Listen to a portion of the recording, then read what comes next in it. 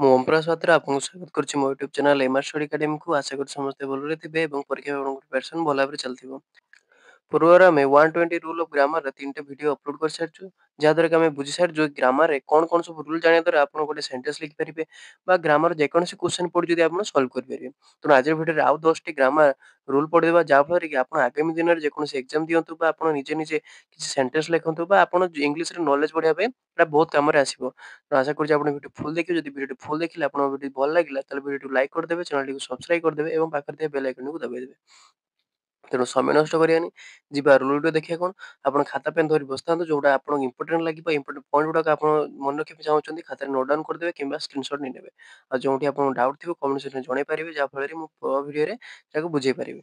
ତେଣୁ 41 ନମ୍ବର ରୁଲ୍‌ଟି ଦେଖି ଆଗରୁ 40ଟି ଆମର ରୁଲ୍ ପଢ଼ା ସରିଯାଇଛି। ଯଦି ଆପଣ ଦେଖିନାହାନ୍ତି, ଆପଣ ପ୍ଲେଲିଷ୍ଟକୁ ଯାଇକି ଏମ୍ ଆର୍ ଷ୍ଟଡି ଏକାଡେମୀରେ ଇଂଲିଶ ଗ୍ରାମାର ରୁଲ୍‌ରେ ଯାଇ ଆପଣ ଦେଖିପାରିବେ। ନହେଲେ ମୁଁ ଡେସ୍କ୍ରିପସନ୍‌ରେ ଲିଙ୍କ୍ ଦେଇଦେବି, ଯାହାପରେ ଆପଣ ଦେଖିପାରିବେ। ତେଣୁ ଏବେ ଦେଖିବା ରୁଲ୍ ନମ୍ବର 41ରେ କ'ଣ ରୁଲ୍‌ଟା ଅଛି। Use of the few and a few with countable noun. ଯୋଉଠି କାଉଣ୍ଟେବଲ୍ ନାଉନ୍ ଥିବ ସେଟା ଆମେ କେମିତି ୟୁଜ୍ କରିବା। ତେଣୁ ଦେଖିବା କ'ଣ ସବୁ ଅଛି ଇମ୍ପୋର୍ଟାଣ୍ଟ ପଏଣ୍ଟ ଗୁଡ଼ାକ।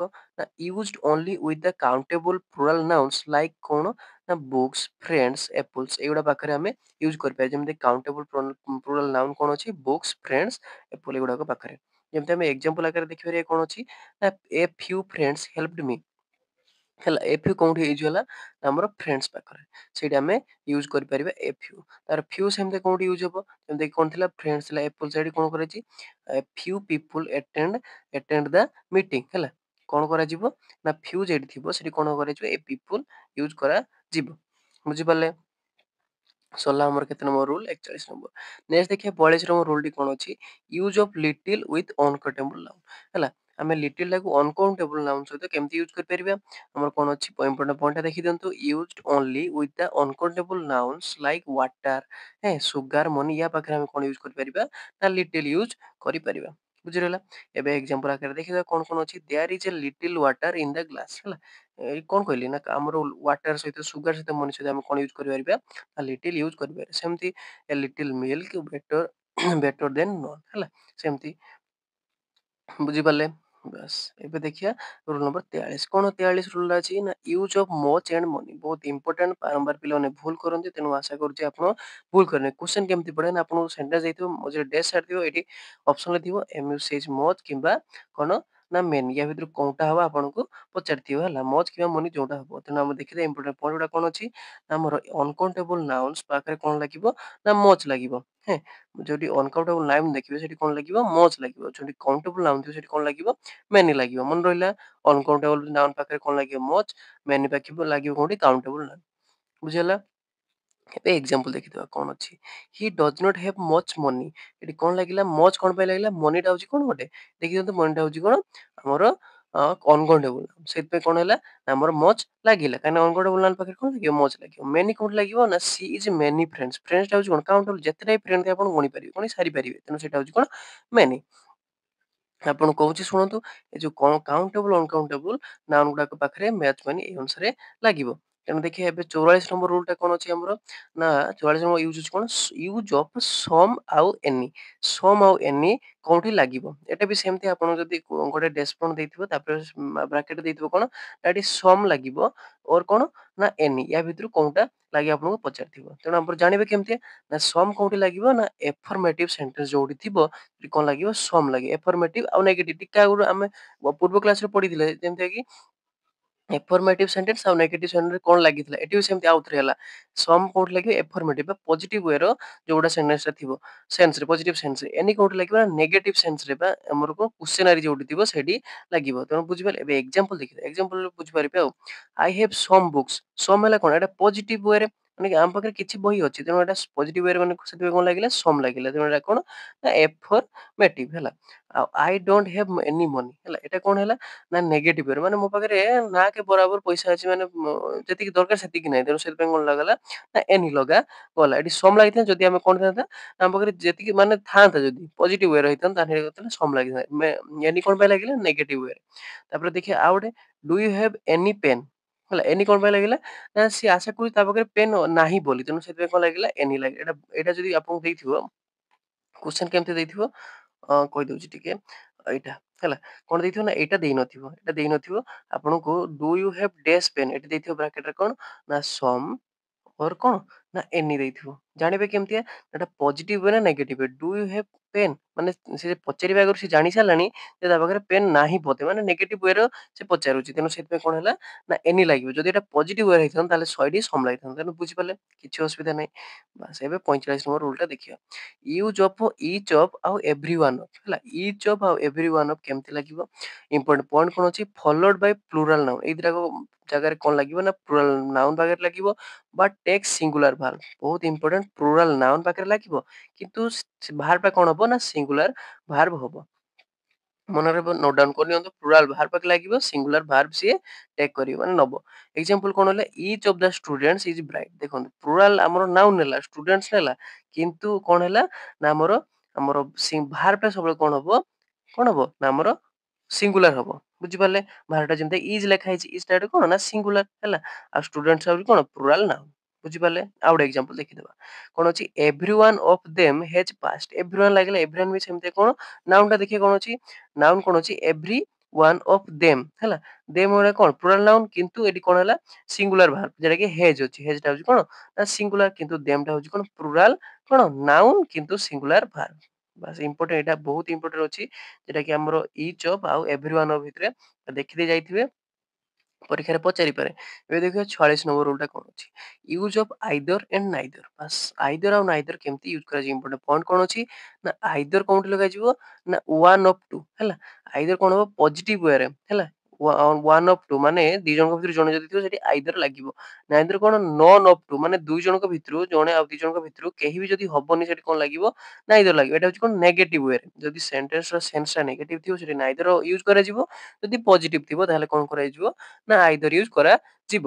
ଆଉ କଣ ବୋଥ୍ ଟେକ୍ ସିଙ୍ଗୁଲାର ଭାର୍ବ। ଏଇଟା ଇମ୍ପୋର୍ଟାଣ୍ଟ ଅଛି ଦି ଜଣ ସାରା କଣ କରନ୍ତି ନା ସିଙ୍ଗୁଲାର ଭାର୍ବ ୟୁଜ୍ କରନ୍ତି। ଏକ୍ସାମ୍ପଲ୍ ଦେଖିବା କଣ ନା either of the books is good ମାନେ କଣ ଦିଟା ଭିତରୁ ଗୋଟେ ବହି ସେଟା କଣ କହିଲା ସେଥିପାଇଁ କଣ ୟୁଜ୍ କରାଗଲା ଆଇଦର ୟୁଜ୍ କରାଗଲା। ନାଇଦର କାହିଁ ହେଲାନି ନା ଯଦି କହିଥାନ୍ତି ଦିଟା ସାରା ନୁହେଁ ତାହେଲେ ସେଠି ନାଇଦର ୟୁଜ୍ କରାଯାଇଥାନ୍ତା। ଆଇଦର ପଜିଟିଭ୍ ୱେରେ ଆଉ କଣ ସିଙ୍ଗୁଲାର ଭାର୍ବ ମାନେ ଇଜ୍। ଏଇଟା ଭାର୍ବଟା କଣ ଅଛି ନା ସିଙ୍ଗୁଲାର ଅଛି। ତେଣୁ ଆଇଦର ଆଉ ନାଇଦର ସବୁବେଳେ କଣ କରିବ ଏଠି ଦେଖନ୍ତୁ ଇଜ୍ ଅଛି ଭାର୍ବଟା। ଏଠି କିନ୍ତୁ ସେଣ୍ଟେନ୍ସ କଣ ହେଲା neither of the answer is correct. Negative ୱେରେ ୟୁଜ୍ କରାଗଲା ନେଗେଟିଭ୍ ସେନ୍ସରେ। ଏଟା କିନ୍ତୁ ପଜିଟିଭ୍ ସେନ୍ସରେ ୟୁଜ୍ କରାଗଲା।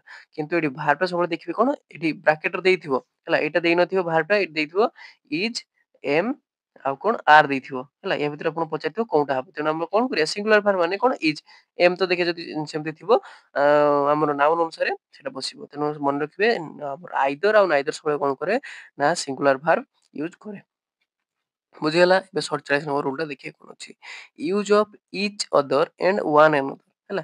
ଇଚ୍ ଅଦର ଆଉ ୱାନ୍ ଆନଦର କୋଉଠି ୟୁଜ୍ କରାଯିବ ଇମ୍ପୋର୍ଟାଣ୍ଟ ପଏଣ୍ଟ କଣ ଅଛି ନା ଇଚ୍ ଅଦର କୋଉଠି ୟୁଜ୍ କରାଯିବ ନା ଦୁଇ ଜଣ ପିପୁଲ ଯଦି ଥିବେ ଇଚ୍ ଅଦର ହେଲା ସେଠି କଣ କରାଯିବ ନା ଆମର ଇଚ୍ ଅଦର ୟୁଜ୍ କରାଯିବ। ୱାନ୍ ଆନଦର ମାନେ କଣ ମୋର ଦେନ୍ ଟୁ ହେଲା। ମୋର ଦେନ୍ ଟୁ ମାନେ ଦୁଇ ଜଣଠୁ ଅଧିକା ଦେଇଥିବ ସେଠି କଣ କରିବ ନା ୱାନ୍ ଆନଦର ୟୁଜ୍ କରାଯିବ। ଯଦି ଇଚ୍ ଅଦର ଥିବ ତାହେଲେ କଣ କରାଯିବ ନା ଦୁଇ ଜଣ ପିପୁଲ ଥିଲେ ଇଚ୍ ଅଦର ୟୁଜ୍ କରାଯିବ। ଦେଖିବା ଏକ୍ସାମ୍ପଲ୍ କଣ ଅଛି? To the two friends help each other. ଦୁଇ ଜଣ ଫ୍ରେଣ୍ଡ ଅଛନ୍ତି ନା ବେଶୀ ନାହାନ୍ତି ତେଣୁ ସେଥିପାଇଁ କଣ କରାଗଲା ନା ଇଚ୍ ଅଦର ୟୁଜ୍ କରାଗଲା।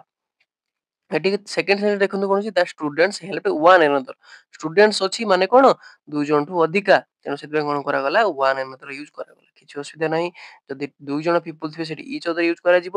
ଯଦି ଆମର ମୋର ଦେନ୍ ଟୁ ଥିବ ତାହେଲେ କଣ କରାଯିବ ୱାନ୍ ଆନଦର ୟୁଜ୍ କରାଯିବ। ବାସ୍ ଏବେ ଦେଖିବା 48 ନମ୍ବର ରୁଲ୍ କଣ ଅଛି? Use of non no one Nothing ହେଲା। ନନ୍ ନୋ ୱାନ୍ ଆଉ ନଥିଙ୍ଗ ଭିତରେ କେମିତି ୟୁଜ୍ କରାଯିବ ଇମ୍ପୋର୍ଟାଣ୍ଟ ପଏଣ୍ଟ କଣ ଅଛି ନା ନନ୍ କୋଉଠି ୟୁଜ୍ କରାଯିବ ଦେଖିଦିଅନ୍ତୁ ନୋଟ୍ ଡାଉନ୍ କରିନିଅନ୍ତୁ କୋଉଠି ୟୁଜ୍ କରାଯିବ ନା no person thing of groups ହେଲା। ଯେତେବେଳେ କୌଣସି ଲୋକ ନଥିବେ ହେଲା ସେଠି କଣ କରାଯିବ ନନ୍ ୟୁଜ୍ କରା। ନୋ ୱାନ୍ ମାନେ କଣ ଫର ପିପୁଲ ପିପୁଲ ସେନ୍ସରେ କଣ କରାଯିବ ଆମର ନୋ ୱାନ୍ ୟୁଜ୍ କରାଯିବ। ନଥିଙ୍ଗ କଣ ଫର ଥିଙ୍ଗସ୍। ଏଇ ଦିଟା ଇମ୍ପୋର୍ଟାଣ୍ଟ ଅଛି ନୋ ୱାନ୍ ଆଉ ଥିଙ୍ଗସ୍ ବ୍ରାକେଟରେ ଦେଇଦେଇଥିବ। ନୋ ୱାନ୍ ଆଉ କଣ ଥିବ ନା ନଥିଙ୍ଗ ହେଲା। ନଥିଙ୍ଗ ଭିତରୁ କୋଉଟା ଆମେ ୟୁଜ୍ କରିବା କଣ କରିବା ନା ନୋ ୱାନ୍ କୋଉଠି ୟୁଜ୍ କରାଯିବ ନା ପିପୁଲ କ୍ଷେତ୍ରରେ ବା ଲୋକମାନଙ୍କ କ୍ଷେତ୍ରରେ କଣ କରାଯିବ ନା ନୋ ୱାନ୍। ଆଉ ଯଦି କିଛି ଥିଙ୍ଗସ୍ ବା ଫର ଥିଙ୍ଗସ୍ ମାନେ କିଛି ଅବଜେକ୍ଟ ଯଦି ଦେଇଥିବ ତାହେଲେ କଣ କରାଯିବ ନଥିଙ୍ଗ ୟୁଜ୍ କରାଯିବ ହେଲା। ଆଉ ନନ୍ କୋଉଠି ନା no person things or of a group ହେଲା ଏଠି ୟୁଜ୍ କରାଯିବ। ବୁଝିପାରିଲେ? ତେଣୁ ଏକ୍ସାମ୍ପଲ ଦେଖିବା ତେଣୁ ସୁବିଧାରେ ବୁଝି ହବ। ନୋ ନନ୍ ଅଫ ଦେମ୍ କେମ୍ ମାନେ ତାଙ୍କ ଭିତରୁ କେହି ବି ଆସିଲେନି। ନୋନ୍ କାଇଁ ୟୁଜ୍ କରାଗଲା? ନା କେହି ଆସିନାହାନ୍ତି ସେଇଥିପାଇଁ କଣ କହିଥିଲି ଥିଙ୍ଗସ୍ ଅଫ୍ ଗ୍ରୁପ୍ କିମ୍ବା ଲୋକଙ୍କ ପାଇଁ। ତାପରେ କଣ ହେଲା no one was present. No one କାହିଁକି? ପ୍ରେଜେଣ୍ଟ କିଏ? ନା ଲୋକଙ୍କ କ୍ଷେତ୍ରରେ କୁହାଯାଇଛି କେହି ବି ଆସିଲେନି। ମାନେ ଲୋକ ଆସିଲେନି ନା ଆମର କଣ ବାଲ୍ଟି ଚେୟାର ଆସିଲେନି ସେମିତି ନୁହେଁ ନା। ତେଣୁ ନୋ ୱାନ୍ କଣ କାହା କ୍ଷେତ୍ରରେ ୟୁଜ୍ କରାଯିବ ନା ମଣିଷ ବା ଆମର ଲୋକମାନଙ୍କ କ୍ଷେତ୍ରରେ ୟୁଜ୍ କରାଯିବ। ହେଲା। ତାପରେ ଆଉ ଗୋଟେ କଣ ଅଛି ସେଟା କି ନଥିଙ୍ଗ କୋଉଠି ୟୁଜ୍ କରାଯିବ ନା ଥିଙ୍ଗସ୍ ଜାଗାରେ। There is nothing in the box ହେଲା। ବକ୍ସ ଭିତରେ କିଛି ନାହିଁ। ତେଣୁ ସେଠି କଣ କରାଗଲା ନଥିଙ୍ଗ ୟୁଜ୍ କରାଯାଏ। ଏମିତି କ୍ୱେଶ୍ଚନ କେମିତି ପଡେ ଏଠି ଆପଣଙ୍କୁ ବ୍ରାକେଟ ଦେଇଥିବ, ଏଠି ସାଇଡରେ ଦେଇଥିବ, ଏଠି କଣ କରାଯିବ ନୋ ୱାନ୍ ୟୁଜ୍ କରାଯିବ କି ନଥିଙ୍ଗ ୟୁଜ୍ କରାଯିବ। ଆପଣଙ୍କୁ ବୁଝିବାର ଅଛି ଏଠି ଦେଖିବାର ଅଛି କଣ ଏଟା ଥିଙ୍ଗସ୍ ଅଛି ନା ପିପଲ୍ ଅଛି। ଥିଙ୍ଗସ୍ ଅଛି ମାନେ କଣ ହବ ନଥିଙ୍ଗ ହବ। କିଛି ଦେଖିବାର ନାହିଁ। ବାସ୍ ରୁଲଟା ଜାଣିଥିଲେ ଆପଣ ଖାଲି ଦେଖିକିରି ଉତ୍ତର କହିପାରିବେ। ତେଣୁ ଏବେ ଦେଖିବା ରୁଲ ନମ୍ବର 49 କଣ ଅଛି? Use of each with plural noun. ଆମର ଇଚ୍ ଟାକୁ ପ୍ଲୁରାଲ ନାଉନ୍ ସହିତ କେମିତି ଆମେ ୟୁଜ୍ କରିବା? କଣ ଅଛି ଇମ୍ପୋର୍ଟାଣ୍ଟ ପଏଣ୍ଟଟା each can come after plural subject with plural verb to emphasize individuality. Each କୋଉଠି ୟୁଜ୍ କରାଯିବ can after the plural subject. subject ଟା plural ହେଇଥିବା ଦରକାର with plural verb ହେଲା verb ଟା plural ହେଇଥିବା ଦରକାର। ସେଠି ଆମେ ୟୁଜ୍ କରିବା କଣ is ୟୁଜ୍ କରିବା। ଏକ୍ସାମ୍ପଲ କଣ ଅଛି ଦେଖନ୍ତୁ they each have a pen ହେଲା। କଣ କରାଗଲା ନା verb ଟା plural ହେଲା ଆଉ କଣ ଦେଖିଦିଅନ୍ତୁ verb ଟା plural ହେଇଛି ଆଉ କଣ ହେଇଛି ନା plural subject ହେଇଥିବ ହେଲା। ସେଇଠି କଣ କରାଯିବ is ୟୁଜ୍ କରାଯିବ। the boys each received a prize ହେଲା each ୟୁଜ୍ କରାଗଲା received prize ହେଲା ଆଉ boys ହେଲା। ବୁଝିପାରିଲେ କିଛି ଅସୁବିଧା ନାହିଁ। କଣ ହେଇଥିବା ଦରକାର plural subject ହେଇଥିବା ଦରକାର with plural verb to emphasize individuality ହେଲା। ତାଙ୍କ ଭିତରେ emphasize କରୁଥିବ କାହାକୁ ନା individuality କୁ emphasize କରୁଥିବ। ତେଣୁ ଆଜିର ଲାଷ୍ଟ ରୁଲଟା ଦେଖିଦେବା 50 ନମ୍ବର ରୁଲ ବଢିଆ ରୁଲଟା ଅଛି କଣ ଅଛି ନା ଲେସ୍ ଆଉ ଫିୱର। ଲେସ୍ ଆଉ ଫିୱର ଭିତରେ କଣ ଆମେ କାହାକୁ ୟୁଜ୍ କରିବା ବହୁତ ଇମ୍ପୋର୍ଟାଣ୍ଟ ଅଛି। ବହୁତ ବହୁତ ଯିଏ ବି ପରୀକ୍ଷା ଦେଇଥିବେ ଏସଏସସି ଓ ଟ୍ରିପଲ ଏସସି ବାରମ୍ବାର ଲେସ୍ ଆଉ ଫିୱର ଭିତରେ ଆପଣଙ୍କୁ ପଚାରେ ଯେ କୋଉଟା ହବ ହେଲା। ତେଣୁ ଲେସ୍ କୋଉଠି ୟୁଜ୍ କରିବା ନା ଅନକାଉଣ୍ଟେବୁଲ ଥିଙ୍ଗସ୍।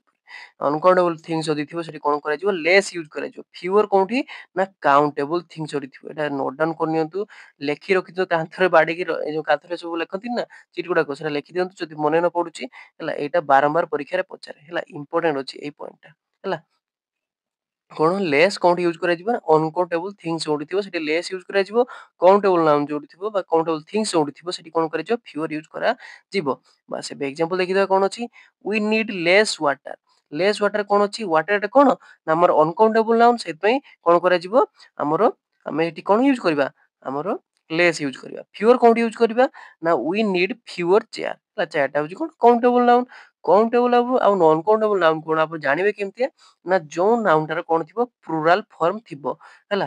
ଆଉ ଯୋଉଟାର ପ୍ଲୁରାଲ ଫର୍ମ ନଥାଏ କି ତାକୁ ଗୋଟେ ଯେକୌଣସି ୟୁନିଟ୍ ବା ମେଜରମେଣ୍ଟରେ ଆମେ ମେଜର କରୁଛେ ଯେମିତି କି ଆପଣ କଣ କହିଲି ଟିକେ ଆଗରୁ ପଡିଲେ କଣ ୱାଟର। ୱାଟର ଟାକୁ ଆପଣ କେବେ ପ୍ଲୁରାଲ କରିପାରିବେନି। ଆପଣ ପ୍ଲୁରାଲ ଯଦି କରିବେ କଣ ଟୁ ଗ୍ଲାସ ଅଫ ୱାଟର ଗୋଟେ ୟୁନିଟ୍ ବା ମେଜରମେଣ୍ଟ ୟୁଜ୍ କରୁଛେ।